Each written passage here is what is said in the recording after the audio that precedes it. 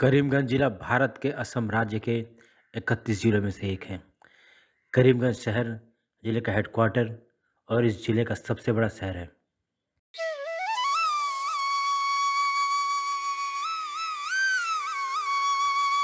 करीमगंज जिले का इतिहास बड़ा ही दिलचस्प है। भारत के विभाजन से पहले करीमगंज सिलहट जिले का हिस्सा था। 1878 में ब्रिटिश शासन के तहत करीमगंज को सिलहट जिले का एक उपमंडल घोषित किया गया था। इसका मुख्यालय करीमगंज शहर में था।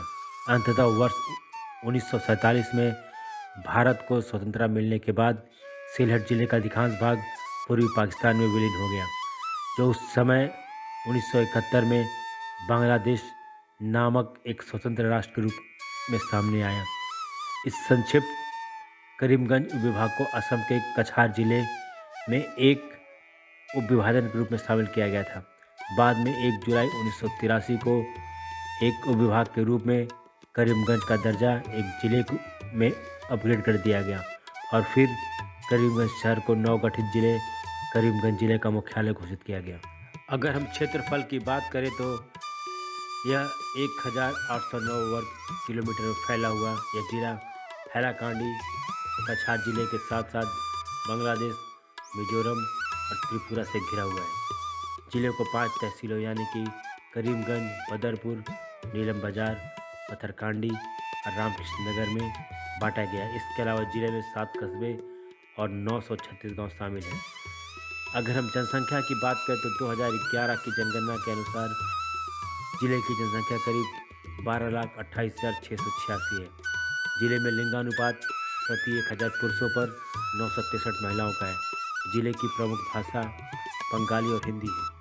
अगर हम अर्थव्यवस्था की बात करें तो जिले की अर्थव्यवस्था मुख्य रूप से कृषि पर निर्भर है। धान और चावल जिले की प्रमुख कृषि उत्पाद हैं। यह उत्तर पूर्व भारत में व्यापार और वाणिज्य का एक महत्वपूर्ण केंद्र है। चाय और रबर जिले की प्रमुख वृक्षारोपण फसलें हैं। अगर हम शिक्षा की बात करते हैं तो जिले की साक्षरता दर 78.22% है। यह जिला अपने कई प्रतिष्ठित शैक्षणिक संस्थानों के लिए जाना जाता है। यह उच्च शिक्षा के लिए आदर्श मंच प्रदान करता है। Little angel school, Rolands memorial high school, Kendriya Vidyalaya, Kabirganj senior secondary school of science, Karimganj college, Swami Vivekananda college, Neelam Bazaar college, Karimganj law college, Barak valley engineering college इत्यादि जिले के कुछ बेहतरीन शैक्षणिक संस्थान हैं। अगर हम आकर्षण के केंद्रों के बारे में बात करें तो जिले में आकर्षण के कई केंद्र हैं जो देश और दुनिया के विभिन्न हिस्सों से आने वाले कई यात्रियों को अपनी ओर आकर्षित करते हैं। करीमगंज जिले की सबसे बड़ी आर्द्र भूमि के रूप में प्रसिद्ध सोनबिल असम के दक्षिणी भाग में स्थित है। सोनबिल के पूर्व और पश्चिम में मौजूद पहाड़ियाँ मंत्रमुग्ध कर देने वाली पहाड़ियाँ दृश्यावली बनाती हैं। दूसरी ओर बेहद खूबसूरती से जिले की महत्वपूर्ण नदी सिंगला नदी बिल से होकर गुजरती है। सिपाही विद्रोही सैनिकों का मालेगढ़ शमशान एक ऐतिहासिक स्थान माना जाता है।